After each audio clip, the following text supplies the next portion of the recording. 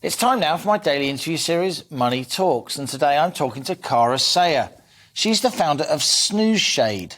Cara started her business as a full-time mum after she struggled to get her kids to sleep while out in nature. With many friends complaining of similar problems, Cara saw a gap in the market and invented the Snooze Shade, which goes over a pram. It blocks out sunlight so little one can sleep peacefully, hopefully giving mum a bit of peace as well. Since launching in 2010, Snooze Shade has gone from strength to strength and is now one of the world's best-selling range of baby, sun and sleep shades. And here she is, Cara Sayer, founder of Snooze Shade and my latest guest on Money Talks.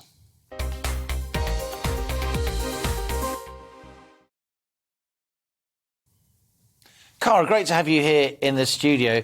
You're a full-time mum, you see there's a problem, you solve the problem, but then you went and founded a business. What happened? I don't know, really. It's quite funny, actually. People do ask me, like, when was the light bulb moment? The light bulb moment was definitely when I was with a group of friends and we were all sitting there, babies had just been fed, and there are blankets and cardigans and all sorts of things going over the prams to try and get the babies to go to sleep. And I just thought, surely there must be a better way. There must be a better way. There must be a product that can help them sleep, a bit like blackout blinds on the window in the nursery. And I'm a very good Googler, so I Googled my heart out, couldn't find anything. And I don't really know what made me decide to create a product, but I think I just started, I'm a problem solver, I think, by nature. So I just started sort of looking at how could I solve my own problem. And then that developed into thinking, well, this could help other people as well. Now, you're obviously a very determined person, as all natural-born entrepreneurs are. We just heard from Maggie Holmes, who's struggling to run the Oddfellows Arms up there in North Yorkshire, trying to keep her a pub on the road in such difficult circumstances. What else in your background sort of pointed to you doing this? Were you involved in manufacturing before? Did you set up a business before? Or were you just a full-time mum that thought, hang on, I'm going to do something about this and I might make a few quid too? Well, I didn't really think about the money, if I'm honest. I was thinking more about the solution to a problem that I had. I'd never had any experience in manufacturing or retail. I did have a marketing background, which has always been really helpful, actually. But fundamentally, I just sort of threw myself in and just decided to get on with it. But there's so much going on when you've got little ones. I mean, how did you find the time, the headspace to set up this business? Or did you wait until your babies were slightly more grown up? You did it at the same time? I've got one daughter. Oh, sorry, I forgot you're a woman. You can multitask, and I can't because I'm a man. Sorry. No, to be fair, I don't actually really know how I did it because I had a small baby who was about 18 months, 2 years old, and I went without a lot of sleep. That was primarily a lot of how I dealt with the problem. And then I used to get my mum to come over and look after Holly while I got some rest, basically. So it's basically a product that fits over a pram. And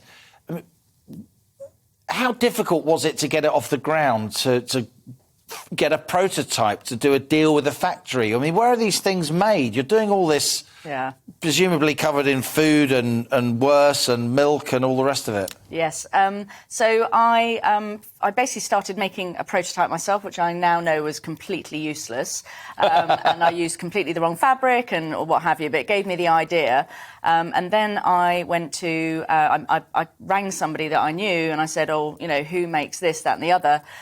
Made an introduction, and actually they had, this is the person I still manufacture with 12 years on, and she had 4 children, so she totally got the idea. And then it was really very much... You just need to find that right person, don't you? It might take ages. You need to find that needle in the haystack, then you're away. Absolutely. So that was very important. And then I used to go and be the mad shade lady. We used to, obviously, when Mothercare was still around, I used to go out and I'd be like trying it on all their different prams and, spent a lot of time. Holly was probably trashing their display, but I was there sort of trying to make sure it fitted on everything that I could find. So it's pretty much one size, but it fits all. Is that the idea? Well, I do have multiple products now, but the original product, which is funnily enough called the original, yes, that does fit all prams, single prams and pushchairs. So it's a universal fit. And the way I've designed it is just so that it makes it really easy. You can fit it in multiple different ways. And of course, it lets baby there's plenty of air, baby can breathe, Yes. and all the rest of It's it. all made But the choice of fabric must have been absolutely key, because you don't want it to be too hot, do you? Well, not hot at all, actually. Yeah. So, no, all my fabric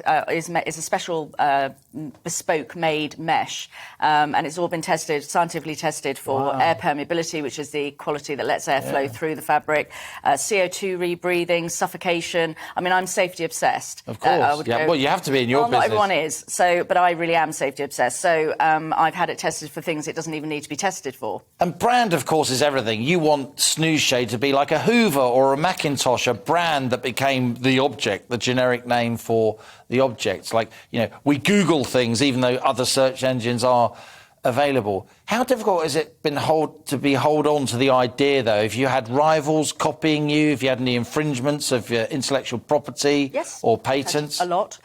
Crikey. I've had major supermarkets copy me. I've had major buggy brands copy me. I've had small businesses copy me, which I actually found more disappointing, I think, than I did from the big guys. You kind of sort of expect it less from a fellow small business.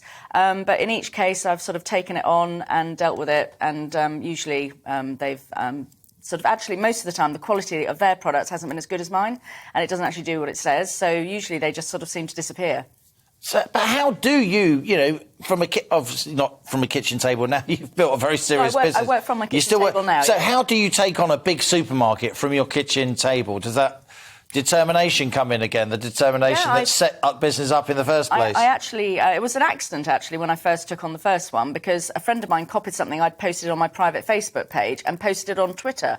And so I thought, well, they've opened the gate, off I went. So I was just very sort of, this is my product, high quality, designed by a mum, multi-award winning, and this is a major brand who's charging half the price and not put in any of the effort, and then that got picked up, and so I think what I would always say to a small business is that if you've had your intellectual property infringed by a bigger company, don't be ashamed of saying that that's what's happened. Don't be frightened. And try and shame them into retreat. Well, just yes. Did you have to, in the immortal phrase, did you have to go legal? Yes. Did you have to lawyer up? Yes, I did. And how was that? I can't talk about it. Oh, the old NDA comes in, the non-disclosure agreement. All I can say is that I think, at the end of any negotiation, they say both parties should be pleased and also annoyed at the outcome. So I think that was definitely the case. But you literally got into negotiation with big... We were about to go to court, yes. So, and I've done that on a few occasions. And look, with all respect, the idea, it's a cover that you put over a pram. What was your patent? How did you beat them? I don't have a patent. You don't necessarily need a patent. I had what's called design rights. OK. And that is something that's also legally enforceable. I've also taken people... I say if you're taking people down. I haven't really taken anyone down. Robo-mum. Yeah, exactly, I know. No, I haven't taken anyone down, but I have also managed to... I wouldn't take you on, Cara, that's all I'm saying. I'm quaking in my boots. With copyright, there's other things that people do, like copying every single word that you say, and so there are various other legal channels out there that can help small businesses. In a nutshell, to end, what would you say to a full-time mum watching this, wondering, I could start a business? Don't do it. Cara Sayer, you are the founder and CEO of Snooze Shade. You're my latest guest on Money Talks. Fabulous to have you in the studio.